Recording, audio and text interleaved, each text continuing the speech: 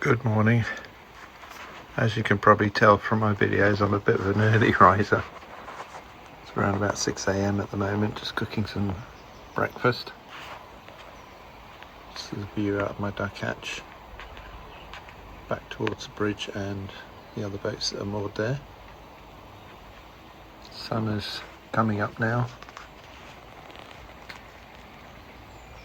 Nice bright ball in the sky there. My solar panels are already pick up a decent amount just from that. And this is the view the other way. A bit later on when the show opens, I'll show you a bit of a fast forward walk from my boat all the way into the show. Well, I'm about to make my way to the show. Just got to step off my boat into this one. After we get to the show today, I'm going to be taking you around some of my favourite exhibitors, some of whom I've done some business with before and some who I would love to do business with in the future.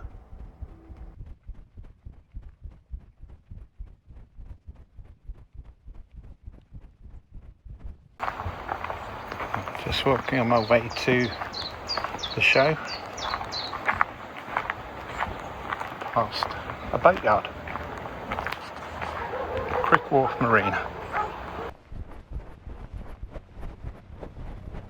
And just in case anyone was wondering, the people we're going to be talking to today are purely my choice.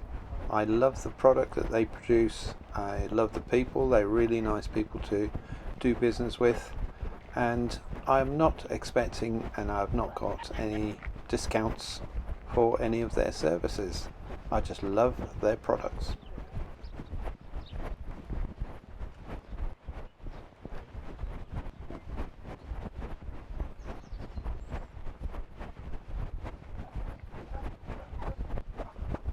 Yes, I know it is quite a long walk, but we're nearly there. They do have disabled spots quite close to where we're going to be going up on the bridge.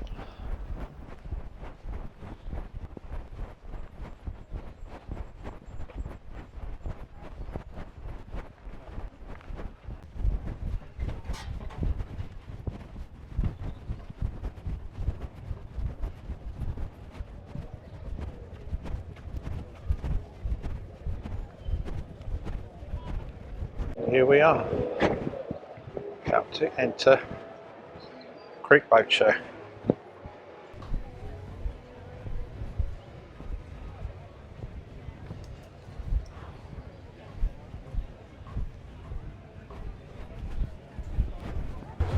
I'm here today at the Promarine Finance stand. They very kindly gave me a boat mortgage, so I'm just going to turn the camera around and they'll tell you all about it. Hello. Hi, how are you doing? Very well, thank you, very good. Good. Can you tell me about Promarine Finance and what you do? Yes, so we are one of the leading narrowboat companies to do mortgages on narrowboats, and also we do sailing yachts, motorboats, and we've been doing this now for how many years is this, Liza? About 15. About 15 years. So yeah, we've got a great customer bank, we've got active websites that you can get quotes, immediate quotes, and we can look at mortgage decisions very quick for you. Yes, and it certainly was very quick when you dealt with me. It was the boat brokerage that took their time. Yeah, yeah. So thank you very much for that. No, you're welcome. Okay. I'm now at the Lockgate stand. This is the people that I got my Lockgate stove, my diesel reflex stove off, and they did an incredible job installing it. Both the guys are here. One's a bit camera shy, but we got somebody else instead. Yeah, hi, I'm Paul. I'm from Lockgate Stoves. We do the reflex range of stoves. There's different ranges, from the small 1.6 kilowatt to a 3.5 to 4.2 and then up to the 5.8. There are water heating options for all of the range, but they're in a stainless steel or a brass colour, a copper colour. Reflex is a Danish product. They started business in 1957, so they've been going for many years. A lot of the North Sea fishing boats will have Reflex diesel heaters on. We've taken over. We started Lockgate, or my dad started Lockgate in 1999, and we've been going ever since, going strength to strength. It's a family company, and now my dad's now retired. I work with my wife, her cousin Jack, and I've got another engineer that helps me on the installs. Yeah, so we keep it in house for a smaller company, but we've been growing ourselves. Yeah, that's what we do. And any of your heating needs we can do on narrowboats, barges, wide beams, things like that. And that's great. Thank you very much. I'm certainly extremely happy with my diesel reflex stove.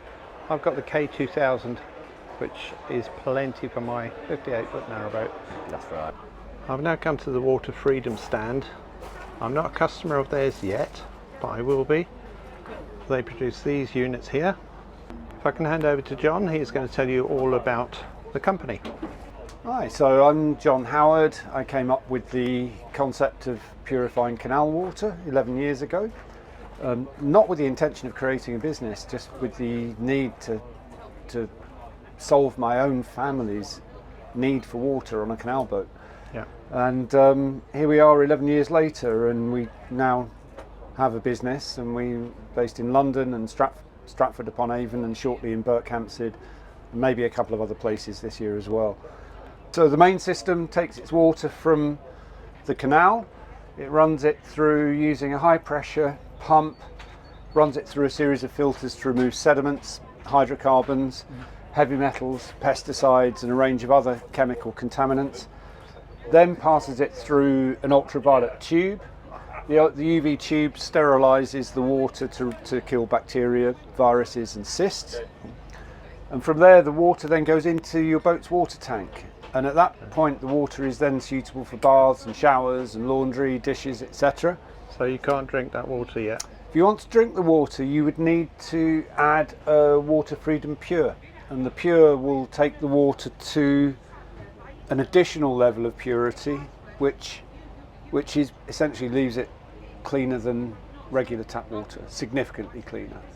We've had water, we're offering water, been offering water here to the public here at the Crick Boat Show, and so we have a food license for that purpose.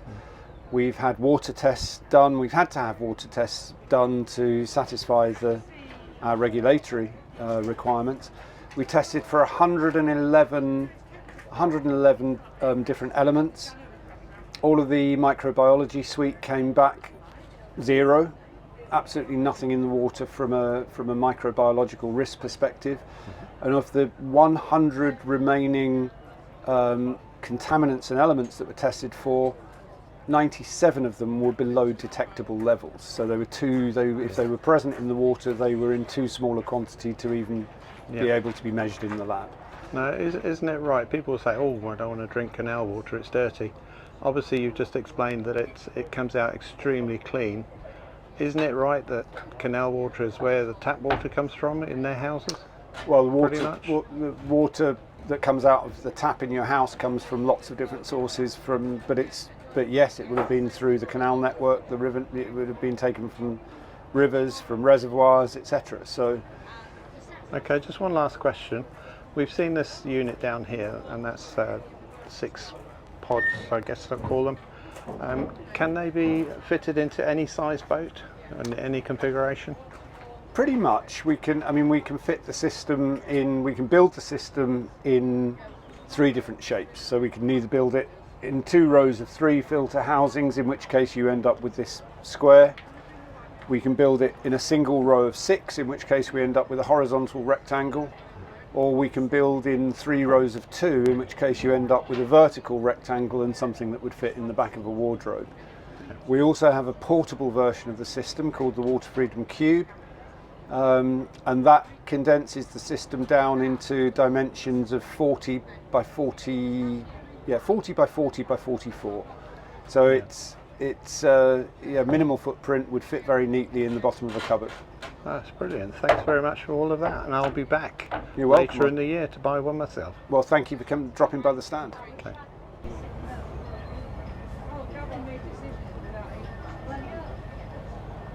I'm just here at one of my favourite exhibitors today.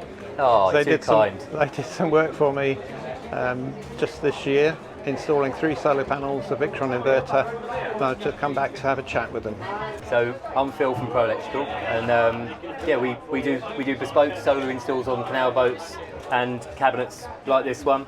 So this will be going into a canal boat, and we build them all in house. You see, so it takes out the complication of fitting into all the components into a cabinet that's not suitable.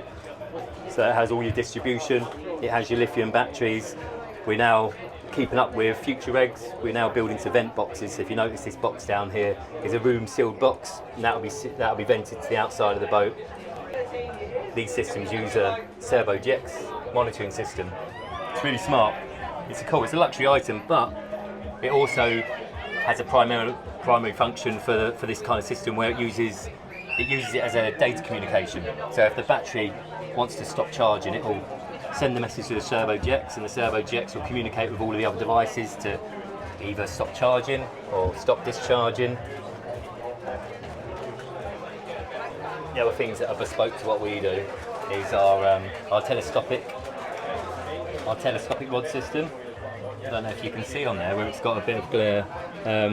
These solar mount systems, these were all designed by myself because other solar mount systems that we've used in the past, they'd either not tilt high enough, or you'd have too much air draft, or the panels wouldn't sit quite flat.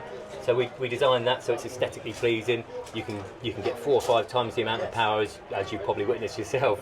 Yes, I certainly have, and I've got them tilted just the halfway today, and as I was telling you a little bit earlier, I'm getting off the 3 panels over 950 watts this morning.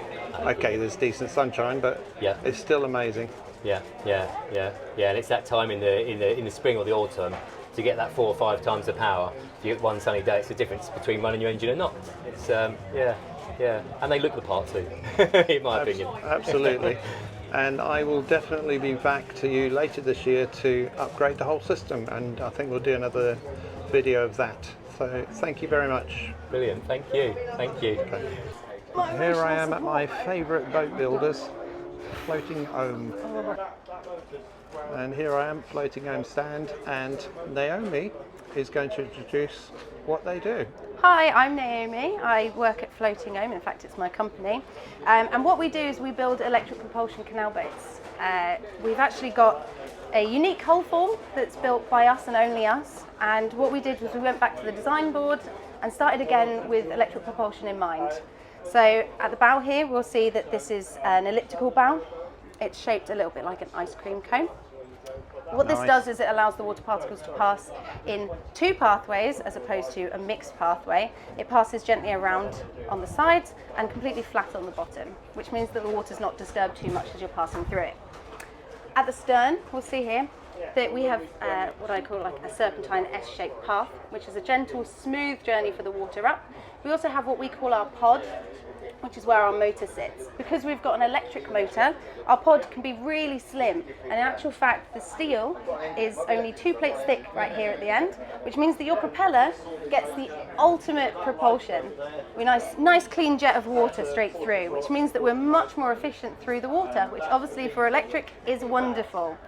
There are lots of other little features. So we have inside our engine room is a lovely big open space. This is where your motor would sit. And we actually use these wonderful motors that are right here in front of us today. Yep. These are provided by Voltsport, who are our suppliers, and these are their wonderful battery packs that we use as well. Okay, now I saw you talking to another customer about the rudder.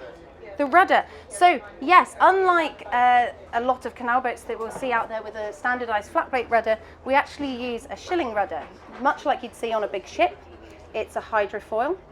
So this means that our steering stalls at a much higher degree level. So we can actually steer the boat at the rear end practically side on, which means that even without bow thrusters, you can do a full donut around your central axis.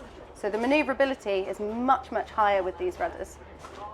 That's fantastic, thank you very much. And I'll come back to you when I can buy my own boat. Please Thank you. Oh, sorry, there's one more question which I meant to ask. You're based in the Isle of Wight.